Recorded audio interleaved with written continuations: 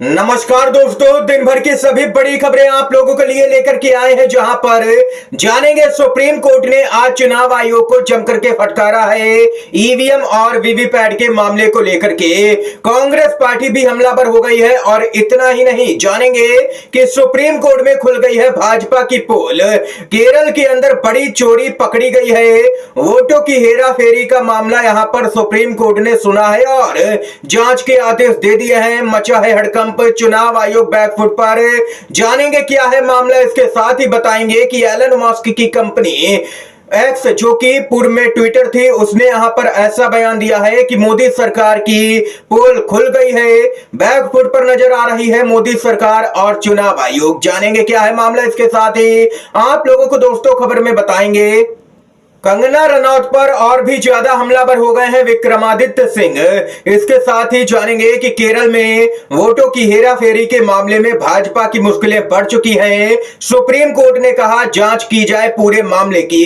इसी प्रकार की सभी बड़ी खबरें जानेंगे आगे। लगातार बने रहिएगा। खबरों में बढ़ने से पहले अगर आप लोग भी दोस्तों यही मानते हैं कि 24 के चुनाव में जनता परिवर्तन के मूड में नजर आ रही है, तो अभी इस वीडियो को लाइक कीजिएगा, चैनल को सब्सक्राइब करके कमेंट बॉक्स में जय हिंद जय भारत जरूर ही कमेंट कीजिएगा। दोस्तों पहली बड़ी खबर जो आ रही है बताते चले, बटन कोई भी दबाओ वोट बीजेपी को। ईवीएम में गड़बड़ी की शिकायत पर सुप्रीम कोर्ट सख्त हो गया है। चुनाव आयोग को नोटिस भेजा है।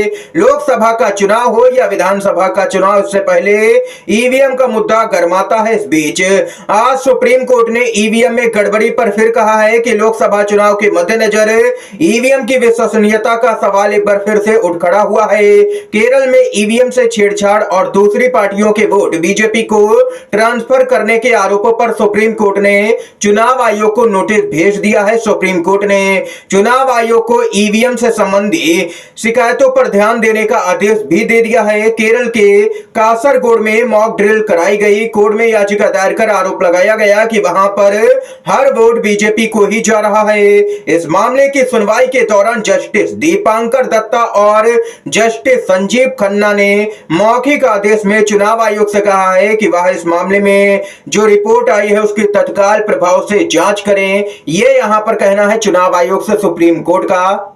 जानकारी के लिए आप लोगों को बताते चलें कि वरिष्ठ पत्रकार प्रशांत भूषण ने सुप्रीम कोर्ट को बताया था कि मॉक ड्रिल के दौरान एक अतिरिक्त वोट बीजेपी के पक्ष में पाया गया था। इतना ही नहीं, मोदी सरकार ने इस याचिका का भी विरोध किया है सुप्रीम कोर्ट में और ईवीएम का बचाव किया है। सॉलिसिटर जनरल ने ईवीएम को लेकर के दायर पिटीशन पर सवाल खड़े किए हैं। उन्होंने कहा है कि चुनाव के समय इस तरह के आरोप लगाए जाते हैं, याचिका दायर की जाती है। इस पर जस्टिस खन्ना ने कहा कि ऐसा नहीं है, यह याचिका चुनाव के बहुत पहले दायर हुई थी। कुछ याचिकाएं जरूर अभी दायर हुई हैं। इसके साथ ही बताते चलें कि सुनवाई के दौरान न्यायमूर्ति दत्ता वीवीपैट पर्चियों को मतदाताओं को दिए जाने और मतदान में डाले जाने के पक्ष में हैं। उन्होंने चुनाव आयोग से पूछा है कि क्या मतदाता के लिए पर्ची की प्रति प्राप्त करना संभव है। आप किस संभावित नुकसान की कल्पना कर सकते हैं। लेकिन जस्टिस खन्ना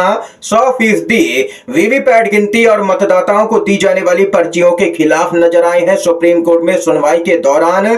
और वहीं चुनाव आयोग ने तो ऐसा जवाब दे दिया है जो कि यहां पर किसी के भी यहां पर गले के नीचे नहीं उतर रहा है। सुप्रीम कोर्ट में चुनाव आयोग ने कहा है कि स्लिप काउंटिंग के लिए वीवीपैट उपयुक्त नहीं है। पेपर बहुत ही पतला और चिपचिपा होता है, इसे काउंटिंग के उद्देश्य से डिजाइन नहीं किया गया है। ये तो चुनाव आयोग ने जवाब दाखिल किया है सुप्रीम कोर्ट में।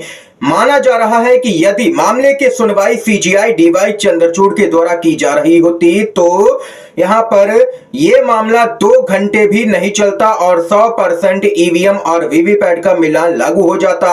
पूरे मामले पर कांग्रेस पार्टी ने कहा है कि ईवीएम पर बटन कोई भी दबाया जाए, वोट बीजेपी को ही जाता है। केरल में यह मामला सामने निकल के भी आया है। यही वजह है कि हम चाहते हैं कि राजा की आत्मा ईवीएम में है। हमारी मांग है कि वीवीपैट की पर्चियां मतदाताओं को सौंपी जाएं। मतदाता उन वीवीपैट पर्चियों को एक अलग पेटी में डाले, फिर उन वीवीपैट पर्चियों की 100% गिनती की जाए। ये कांग्रेस पार्टी ने मांग की है।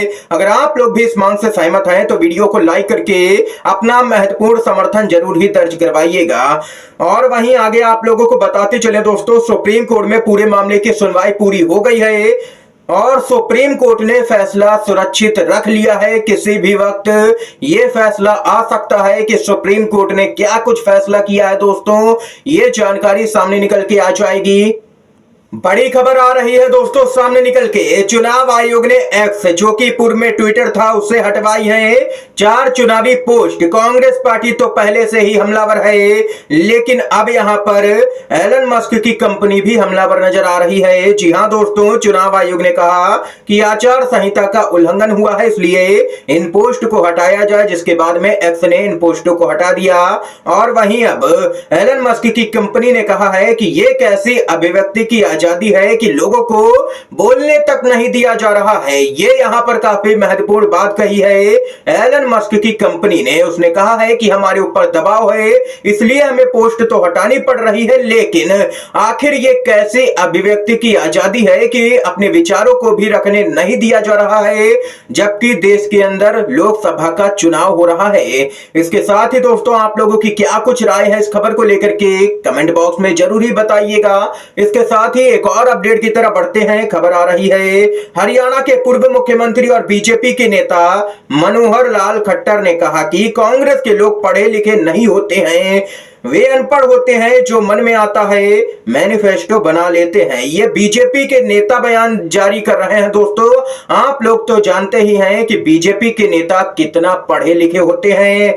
अब बात करते हैं दोस्तों कांग्रेस मैनिफेस्टो कमेटी के सदस्य, यह है पी चिदम्बरम जो कि एमबीए है हार्वर्ड यूनिवर्सिटी से, जयराम रमेश जो कि आईआईटी बॉम्बे है, मास्टर्स इन्होंने यूएसए से किया है, शशि थरूर सेंट स्टेफन से पीएचडी यूएसए से की है, Gaurav Gogoi masters New York university. अब आप लोग ही अंदाजा लगाइए कि कांग्रेस के नेता पढ़े लिखे हैं या बीजेपी के नेता पढ़े लिखे हैं जो व्हाट्सएप यूनिवर्सिटी पर ज्ञान अर्जित करते रहते हैं। इसके साथ ही कंगना रनौत बरसाती मेढक हैं, कल वापस मुंबई चली जाएंगी। विक्रमादित्य सिंह लगातार हमलावर नजर आ रहे हैं कंगना रनौत पर। इस बार का मुकाबला काफी दिलचस्प नजर आ रहा है मंडी लोकसभा क्षेत्र का, और कंगना रनौत तब से ही बैकफुट पर आ गई हैं जब से विक्रमादित्य सिंह को मैदान में उतारा है कांग्रेस पार्टी ने।